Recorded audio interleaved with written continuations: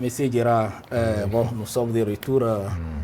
C'est vraiment intéressant. Bon, on était en train de parler des résultats qui ont été proclamés au Togo et qu'il y a eu vraiment des taux de réussite très élevés, allant de 94% à 71%.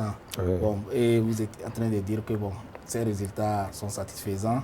Bon, je vous laisse continuer là où vous avez laissé avant. Oui, je pense que c'est satisfaisant parce que il y a eu des années au Togo, surtout le bac, c'était catastrophique.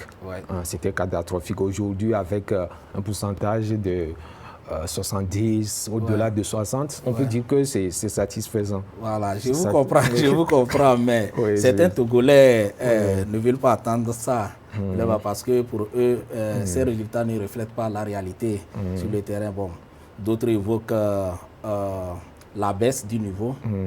Donc, que pensez-vous de leur réaction? Parce que vous avez été un enseignant aussi.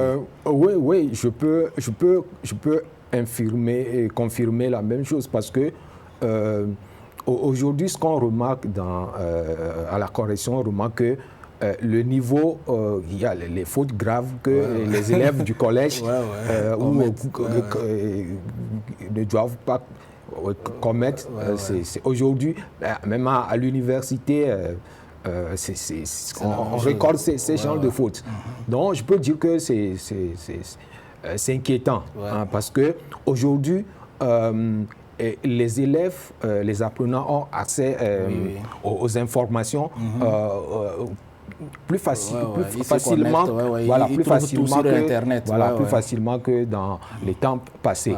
Mais le problème, c'est que du moment où on a un accès facile, on ne fait plus, on ne réfléchit plus, on ne fait plus d'efforts. Donc, ce qui veut dire que on a juste ce qu'il faut pour réussir.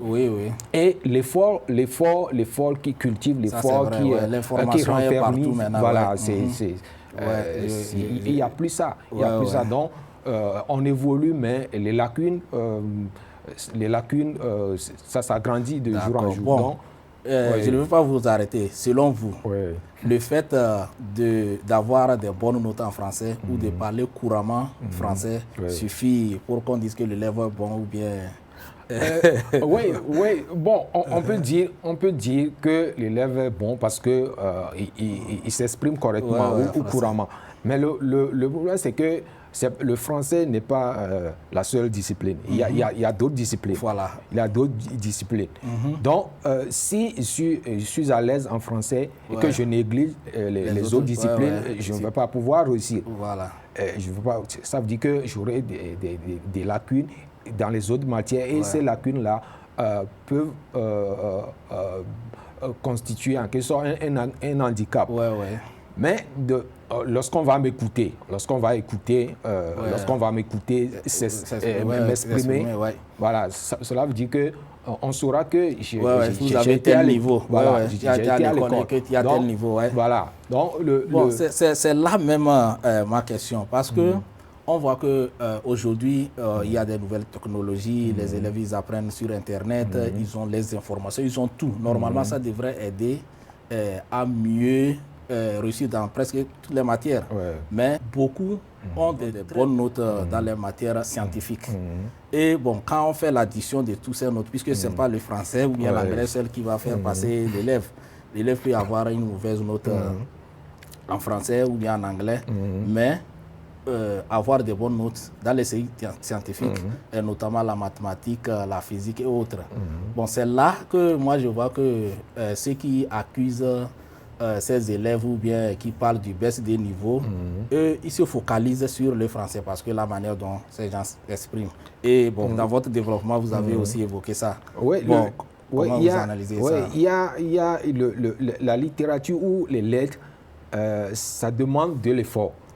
Pouvoir comprendre un sujet de dissertation, de philosophie, il faut avoir lu. Il faut avoir lu suffisamment. Il faut fournir de l'effort, il faut chercher, il faut se documenter. Donc là, Là, si on n'est pas passionné de la lecture, si on n'aime pas la lecture, on ne peut pas réussir. Vraiment. Donc, les exercices, les matières scientifiques, il suffit qu'on traite plusieurs exercices, on peut facilement s'en sortir. C'est là la réalité. Ok, bon, ça m'amène à vous poser une question. Bon, vous êtes pour ou contre la réforme? Oui, la réforme, la rénovation ou l'innovation, personne ne peut refuser parce que c'est important. C'est important. Et du moment où, dans nos pays, les infrastructures scolaires, ça manque tellement. Lorsqu'on rentre, par exemple, dans les établissements techniques, on remarque que la plupart du temps, il n'y a pas tellement de pratique, il n'y a pas de matériel. Donc, il faut revoir l'éducation, il faut équiper les écoles, il faut les ordinateurs. Moi, je me dis qu'on a aussi besoin d'une connexion gratuite Wi-Fi, par exemple, dans les établissements. Parce qu'aujourd'hui, il faut faire des recherches. C'est la raison pour laquelle, dans les pays évolués, la connexion, ça ne manque pas. Donc, c'est important. C'est très important. La connexion, bon, les infrastructures, moi, je vois que l'État seul ne peut pas le faire. Bon, les secteurs privés aussi peuvent aider les écoles, les procurants de matériel informatique.